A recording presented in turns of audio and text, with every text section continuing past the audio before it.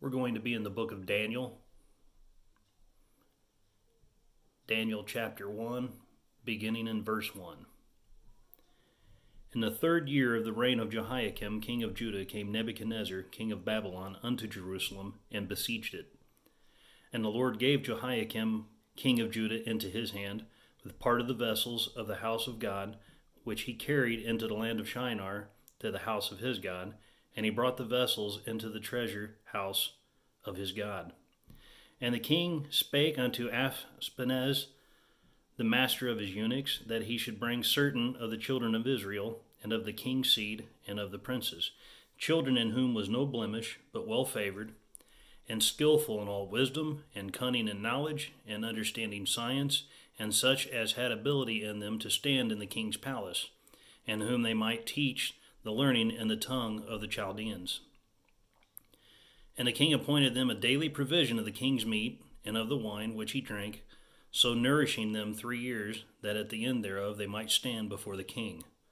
Now among these were of the children of Judah Daniel, Hananiah, Mishael, and Azariah, unto whom the prince of the eunuchs gave names, for he gave unto Daniel the name of Belteshazzar, unto Hananiah of Shadrach, and to Mishael of Meshach, and to Azariah of Abednego. But Daniel purposed in his heart that he would not defile himself with the portion of the king's meat, nor with the wine which he drank. Therefore he requested of the prince of the eunuchs that he might not defile himself. Let me tell you, Daniel and his friends were in a bad predicament. The Babylonians had come in and ransacked Jerusalem and had taken them off to the land of Shinar, which is modern-day Babylon,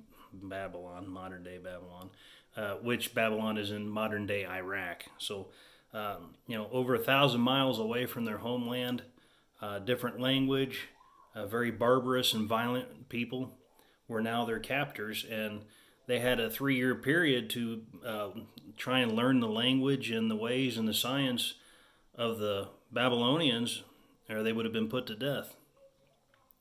Now, Daniel, Shadrach, Meshach, and Abednego, these were not grown men. They were most likely mid to late teenagers, so anywhere between the ages of, say, 13 and 17. So they were young men in these predicament, and it says, But Daniel purposed in his heart that he would not defile himself with the portion of the king's meat, nor with the wine which he drank. Daniel was determined to serve God regardless of his situation. My challenge for you today is I dare you to be a Daniel. I dare you that no matter what circumstance you're facing in your life, I know we're under this quarantine, but this quarantine's eventually going to fade. So you'll be back in school and around friends and family, and there'll be temptations to do that which is wrong. I dare you to be a Daniel and stand up to that peer pressure and do what is right. Daniel purposed in his heart he would not defile himself with the portion of the king's meat, nor with the wine which he drank. Daniel purposed in his heart that it would be better to die than to dishonor God. And that took a lot of strength, that took a lot of courage, and that took a lot of faith in God. So let's keep reading here. Now God had brought Daniel into favor and tender love with the prince of the eunuchs. And the prince of the eunuchs said unto Daniel, I fear my lord the king, who hath appointed your meat and your drink. For why should he see your faces worse, liking than the children which are of your sort? Then shall ye make me endanger my head to the king. So the eunuch's basically saying, look, I can't feed you a vegetarian meal. You're not going to fare as well as the people who are eating meat, and the king will take my head off for it. Then Daniel said to Melzar, whom the prince of the eunuchs had set over Daniel, Hananiah, Mishael, and Azariah, Prove thy servants, I beseech thee, 10 days, and let them give us pulse to eat and water to drink. Then let our countenances be looked upon before thee, and the countenance of the children that eat the portion of the king's meat. And as thou seest, deal with thy servants. So Daniel's like, prove us 10 days. Feed us this vegetarian diet, pulse, basically ground up vegetables, and water, and 10 days compare us to those that are eating from the king's table.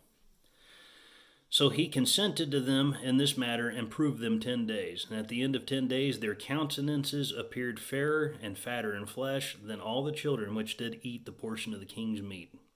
You see, they put faith in God, and God doesn't let them down.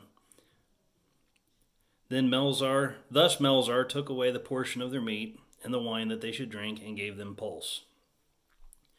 As for these 4 children, God gave them knowledge and skill in all learning and wisdom, and Daniel had understanding in all visions and dreams. Now at the end of the days that the king had said he should bring them in, then the prince of the eunuchs brought them in before Nebuchadnezzar. And the king communed with them, and among them all was found none like Daniel, Hananiah, Mishael, and Azariah. Therefore stood they before the king. And in all matters of wisdom and understanding that the king inquired of them, he found them 10 times better than all the magicians and astrologers that were in all his realm. And Daniel continued even unto the 1st year of King Cyrus, standing up and doing what is right, not giving in to temptation and not giving in to peer pressure. May not feel like fun at the moment, and it may not feel safe at the moment. People making fun of you or things of that nature. But God's not going to abandon you when you stand up for God. God will be there with you, and He is going to see you through that storm or through that trial or temptation that you're going through. You can count on God. There's one thing you can always count on, it's God. When you stand up and do what is right, God's going to see you through it. So I dare you to be a Daniel. I dare you, no matter what circumstance you're facing, to do what is right. Honor God, be obedient, be a Daniel.